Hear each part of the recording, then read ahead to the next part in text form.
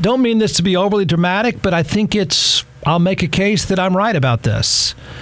The time is now for your Dallas Cowboys. I know people think that and say that every year, and I'm going to make the argument, no, this is it. It's going to be it for a while. It's going to be it for a while. I like your chances. I've already somehow, some way been accused of being a Dallas Cowboys face painter, which I think is a little bit off, but I do think they're that good. But I want to tell you, the time is now. The window is about to slam shut. Okay? And it's going to be shut and locked. This is your chance for a while. Now, I say that there's a number of reasons, but they're really kind of, people are just now catching on, and they're catching on to this really narrow window. Now, to be fair to the Cowboys, it's that way for just about anybody in the NFL. The window is always small in the NFL. The run of Tom Brady, the Patriots, is just an absolute outlier. Could Kansas City pull it off? Maybe, but that's the closest thing. But the margin of error in the NFL is so small. Injuries are so common. The rosters are so small. The salary cap is so difficult to manage. Your window is just not very large. And for Dallas, I think this is it. It's a great chance, but I think this is it. I say it, and I think a lot of people are now saying it, and I think the pressure going into training camp for Dallas is going to be ramped up. I think the old man is going to be more nervous than ever, and he should be, because this is about it for him. This is it. And I say all of this because the threat of a holdout by Zach Martin. Now, most people that are into fantasy football and gambling only watch the ball. I'm telling you that's a mistake. Take it from someone who grew up on the sideline. My father used to tell me, don't watch the ball. The rest of the game, the most important part of the game, is happening away from the ball. And I can't tell you enough how important Zach Martin is to the Dallas Cowboys. In fact, the context of the conversation to the last 2 days, you watch how this happens, and it'll prove the point. You've got superstar running backs, Saquon Barkley, Josh Jacobs, soon to be Tony Pollard, all talking about, these superstar backs talking about, that's it, man, I'm holding out. You don't pay me enough. You know who's going to get paid right away? Zach Martin, because he's more valuable than they are. He is so important to your Dallas Cowboys. This is a Pro Bowl player constantly. I mean, this guy is in the 1 percentile of offensive linemen. Offensive linemen are far more important than running backs. Offensive linemen, as he's about to prove, are far more valuable than running backs. You're going to have a lot of running backs, you already do, making a lot of noise saying, blank you, man, I'll hold out, see what happens to you. And you know what the teams are going to say? Okay, meh. You know what the old man Jerry Jones is about to say? If Zach Martin doesn't show up day one, he's going to freak out and say, what do I need to pay you? He's going to get his money. He's going to get it right away. This is ESPN talking about that. I'm going to tell you using him as the backdrop as a reminder how this is now for Dallas. Hard Knocks is coming. Your thoughts? Hard Knocks. One of the only things I like about Hard Knocks. Okay. No. Zach Martin, I'll do it. Zach Martin this resume it's ridiculous. He's going to get his money. 6-time All-Pro guard, team captain. He's considering a holdout. He's made the noise, and he should. He should make the noise because he's going to get paid right away. His agent knows exactly what he's doing. His agent also knows what I'm about to tell you. The window is closing on Dallas. And you wait until right before training camp when you have all the leverage in the world. Running backs don't have leverage. The best of the best offensive linemen have all the leverage. He's 6-time first-team All-Pro, which is ridiculous. That gets you in the Hall of Fame, by the way. He has been first or second-team All-Pro every year of his career. That also gets you in the Hall of Fame. And he's underpaid. He is. Now, I know that sounds weird. Well, Jeff, these guys are all rich. No. In the market of his position, which is far better and more valuable than running backs, in the market for his position, offensive lineman, guard, 6 supply of him is not greater than demand. He has all the leverage, and he's going to use it, and he's going to get it, and Jerry Jones will have to pay him. He'll do that typical Jerry thing. He'll act like he's negotiating. He's not negotiating at all. Zach Martin has him by the ass. If you want to win next year, you got to pay Zach Martin almost whatever he and his agent say. So they're going to do it.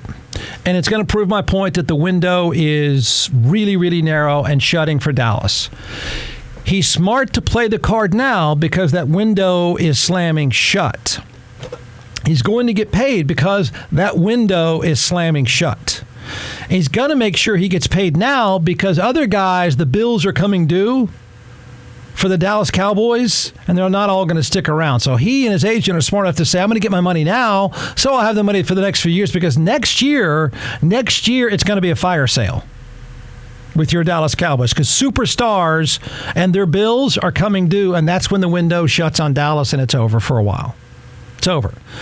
So, it sucks for Dallas because it is the best roster Dallas has had since their Super Bowl runs. It really is, top to bottom. I'm not saying it's better than the Cowboys teams of the mid-'90s, but the roster is the best it's been since the mid-'90s. And what sucks is, so is Philadelphia's and so is San Francisco's.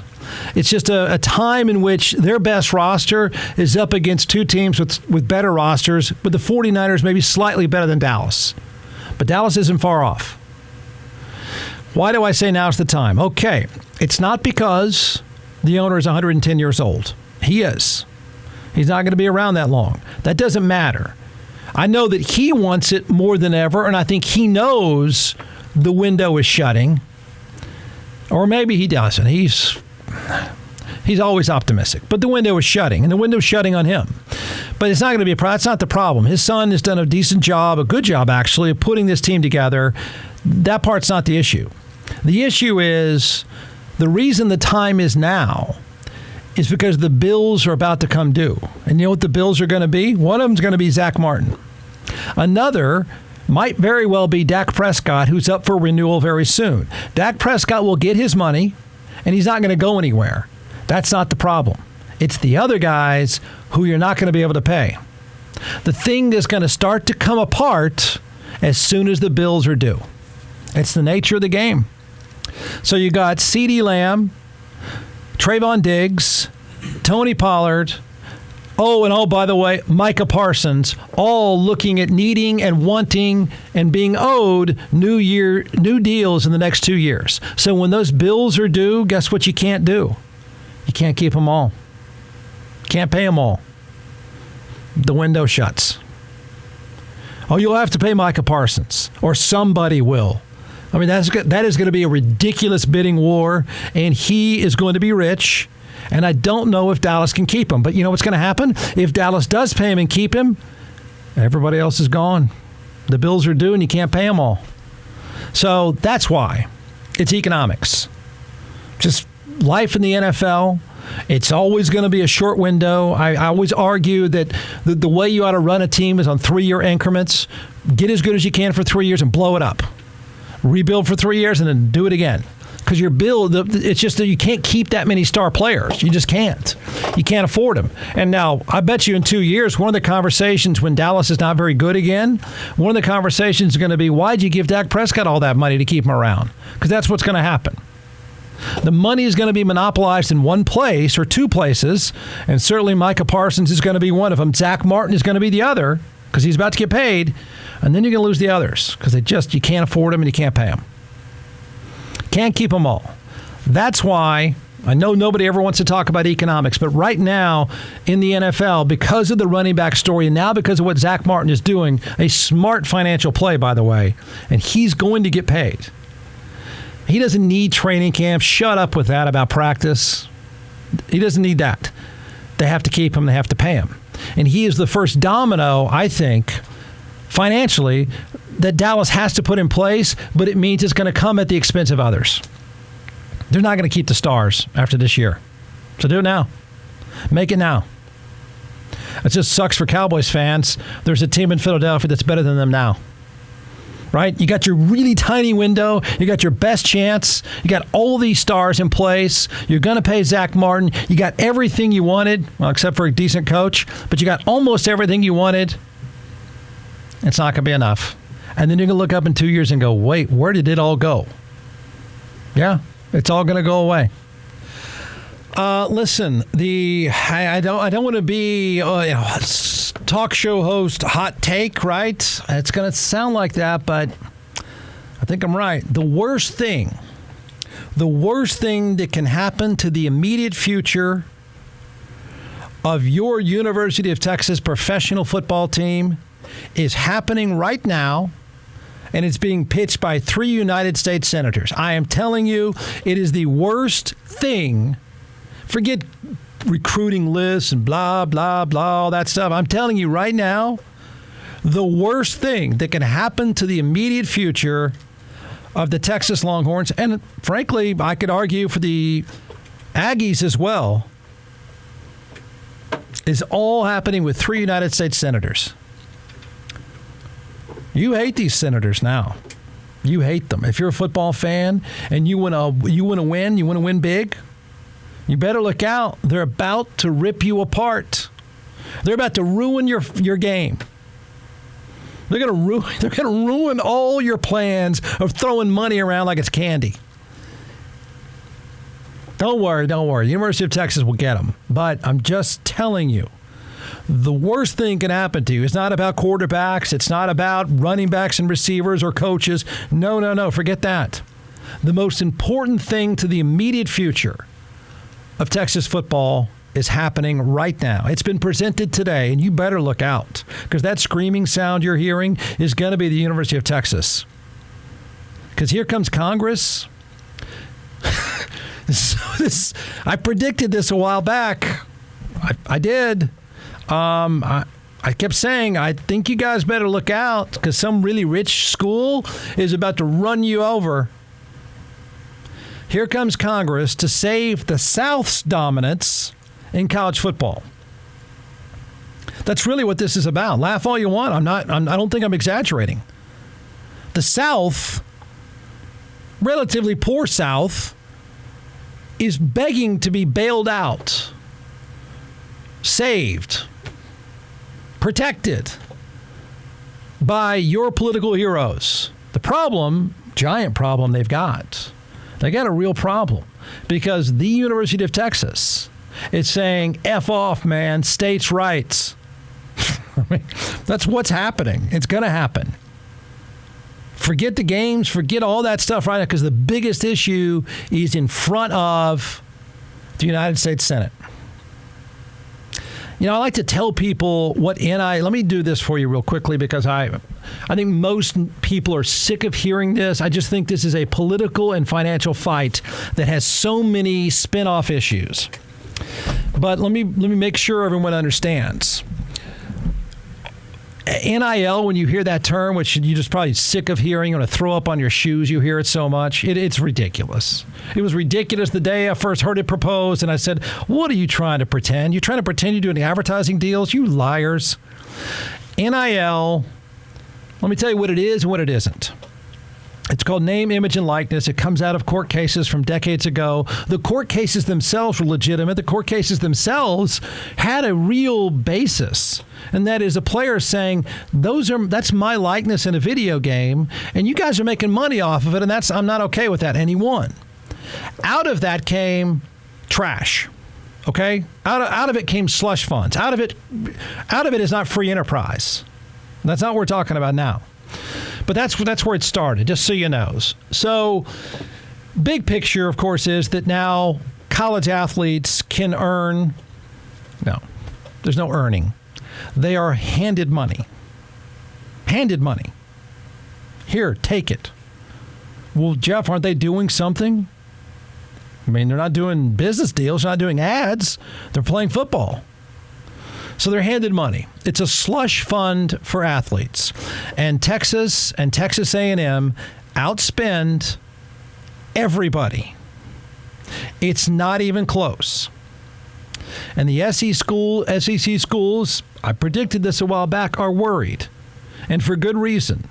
In fact, they're beyond worried. They're in full-on panic mode, begging Congress to save them from the rich kid. So they're afraid, for very good reason, that their new fraternity brother, the guy that just invited them fraternity, is going to buy the whole house and then burn it down. That's what they're afraid of, and they have very good reason to be afraid of that. Texas and A&M will buy their way to success. That's what they're afraid of, and the answer is they will. They will. So the SEC has now turned to the federal government to put some guardrails in place because the most powerful person in the South, Nick Saban, said so. So all of a sudden, these typical, I was about to say bumpkin politicians, but I'll try to be polite. What you have is these typical politicians that say states' rights, leave them alone, leave them alone, leave them alone. They are working like crazy to get some federal legislation to stop Texas from buying up everything. And they will. I don't think the feds are going to end up touching it, but along the way is a pretty interesting battle that I don't. Before long, you know what I'm going to predict? I'm going to predict if the SEC could do it all over again. If today was the day you had to invite Texas or not invite Texas, you're going to laugh at me when I say this. You know what they wouldn't do? They would not invite Texas. I'm telling you, they would not. They wouldn't want them, and you wouldn't either if you were them. Because Texas is the 0.001%, and they buy everything. So, if I know the deal was done a while back, and life was different a while back. They didn't listen. They weren't really thinking, but nobody really realized what was coming their way, and that is, oh my gosh, those guys, money is candy to them, and it's not to us. And Nick Saban said, I'll save the South. So what's reported now is a trio of United States senators, this is just coming out today, have created a draft of legislation that aims to create a uniform national law for how college athletes can make money and push many schools to provide more health care benefits for athletes. Here's a byproduct of this that is actually real. It's all real. The Texas money is real. The fear is real. But there's another issue that's sort of hanging out there over college sports and football in general, and that is concussions. And they have to get ready for it because they're going to get sued. In the near future, on top of everything else, the NFL paid out $1 billion. And college programs really need to prepare themselves for many of the same things because it's not going to take long. And don't dismiss it. The concussion problems are real. I had teammates that are dead. Okay, it's a thing. And so the damage of even playing in college is probably going to come back with a bunch of lawyers. And so they're, I think, arguably doing the smart thing, getting ready for it. But that's a side issue. It's important, but it's a side issue. So here you go. Here are the names involved. Cory Booker, who played football at Stanford.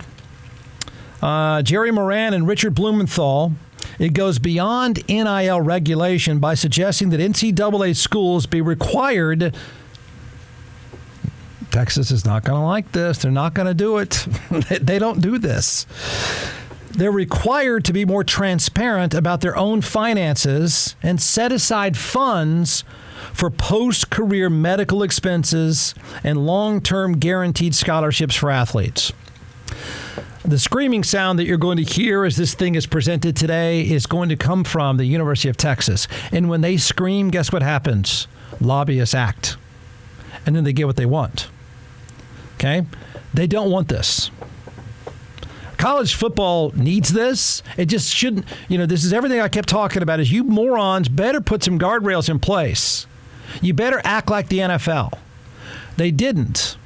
Presidents didn't. Conferences didn't. They sat on their hands, didn't know what they're dealing with, and they all didn't quite understand the 800-pound gorilla has unlimited supply of money. And that's Texas. And they're not turning back now. Sorry. This law doesn't pass. They are going to steamroll everyone with money. Okay? And the SEC knows it. So here you go. Here is Cory Booker says, it would make college athletics fairer, safer, and more just, and empower more young people to succeed in sports and beyond. Yeah. You know who the devil is right now to the University of Texas? It's not OU. It's not Texas A&M. No, the devil is Cory Booker. He's the devil right now to the University of Texas. And you know the irony of all ironies is? In the South, they are cheering Cory Booker on right now. That screaming sound you're hearing is going, go, Cory. That's Nick Saban saying, save us. Cory Booker is now got the most interesting fans and the most interesting enemy. Texas wants him to shut up and go away and not touch their slush fund. The South, the SEC, really needs Cory Booker to push this. They're desperate for it. All right, so what are you going to get? Congressional action is the only way to provide a national uniform standard for name, image, and likeness, an activity to draw the lines around the boundaries to do not become simply pay for play, says the SEC Commissioner Greg Sankey. This is so important to him. You know, usually these conference media days are just a bunch of stupid bureaucrats and coaches saying stupid stuff. He took the opening remarks of SEC Media Day to basically say, we need Congress to help us out here before Texas buys everybody. It's exactly what he did. He had a 15-minute speech that was nothing more than a lobbyist speech saying, we got to get some help. Grandpa Saban says we're about to get our ass handed to us financially. And he's freaking out because his job is to try to help them, save them. By the way, I think the concept here is a good one. I think the guardrails they're talking about are a good one. It should have been done without the government. See, they can't get along. They're so misguided in college sports, so splintered, unlike the NFL. They don't understand the brand. They don't understand the franchise. They don't care. They are all so greedy for their own individual institutions. They never had the foresight to say, you know what? If we want to make it, we got to get some revenue sharing going. We got to like be in the business together. That's what they should have done. They didn't. And now Congress and Cory Booker is actually providing a pretty reasonable framework to work with. It just should not have taken Cory Booker because he's not going to get this is not going to pass. Texas is not going to let this happen. They're going to say over my dead body. Okay, sorry. We're in, we're buying, deal with it. So I'm going to tell you, I think most of what is being proposed today is very reasonable. It is exactly what the NFL does. All right, here you go. They've created a non-government operated corporation. This is what the bill is trying to do. That will, with the power to settle NIL disputes. Number one is healthcare. To establish a medical trust fund for sports-related injuries. I'm here to tell you that I advocated for this a long time ago. Kept saying, you know, the guys that are delirious right now and suffering depression and some of whom are dying, you better look out because they're going to get lawyers. So they want to create this medical trust fund for sports-related injuries. Athletic departments that generate at least $20 million annually would be required to cover out-of-pocket medical expenses for athletes for 2 years after playing. I mean, the fact that it's only 2 years is a little sketchy, but this is what the conferences and the schools themselves should have been doing. They're trying to predict the concussion lawsuits, and they're going to get them. And this was a fairly well-thought-out way to deal with it. Next, draft eligibility. Now, remember, this is a Senate bill presented today that will not pass, but it's smart. All college athletes can enter drafts for professional leagues without losing their NCAA eligibility. Yes, it's perfectly practical. You did not need Cory Booker to come up with that, but you pinheads now made Cory Booker come up with that. You could have done all this stuff a long time ago. That is fair to players. It is fair to coaches. It is fair to the NFL. It's exactly what should be done.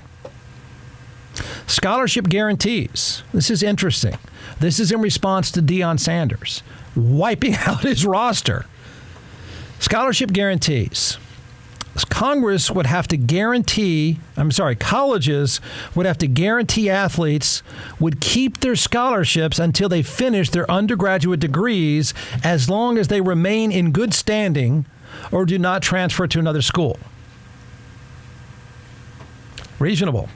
By the way, Jeff Ward floated an idea several years ago that said all the revenue money from TV, radio, and platforms should go into a trust. It should be split evenly among scholarship athletes. You only get paid the trust if you graduate.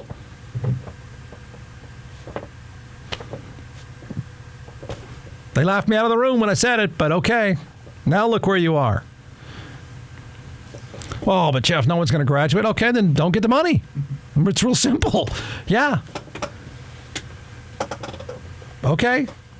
You're leaving now, or you got a 0.0? Okay. That's cool. See, that would no longer be giving lip service to academics, which is what they do. That would actually mean there's some real teeth to academics. There'd be reason. You got to stick around to graduate in 6 years. I've said 6 years. You get paid. It's a cool concept. It's a cool carrot. They're not doing it. Education. Schools could not attempt to discourage athletes from choosing particular academic majors. Good luck with that. Good luck with that. Transparency. The hissing sound, University of Texas, not happening. Schools would be required to report annually on their athletic revenue and expenses, how much money their coaches make, and how much time athletes spend on their sports, academic outcomes, and the average value and total number of contracts athletes sign. No. Oh, it's a good idea. I mean, if I was running a university, I'd kind of want to know this stuff. I'd care if I wanted to manage the place. Yeah, you'd want to know that. Not going to happen. Texas is not going to go for that because they're going to say, shut your face, we'll give them whatever we want. The new corporation, this is the Senate bill today. This is today.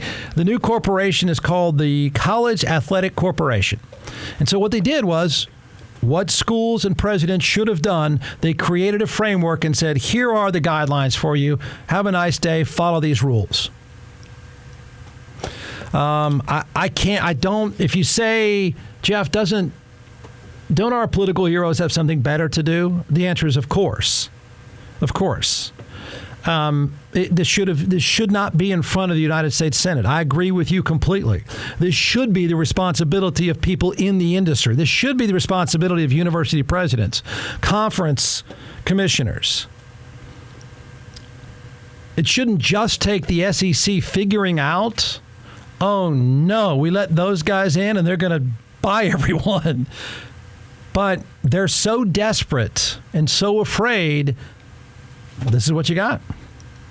So I think it's safe to say at the University of Texas, at USC, Texas A&M, and I don't know who else there would be in that sort of upper echelon of big spenders, maybe Ohio State, but I doubt it.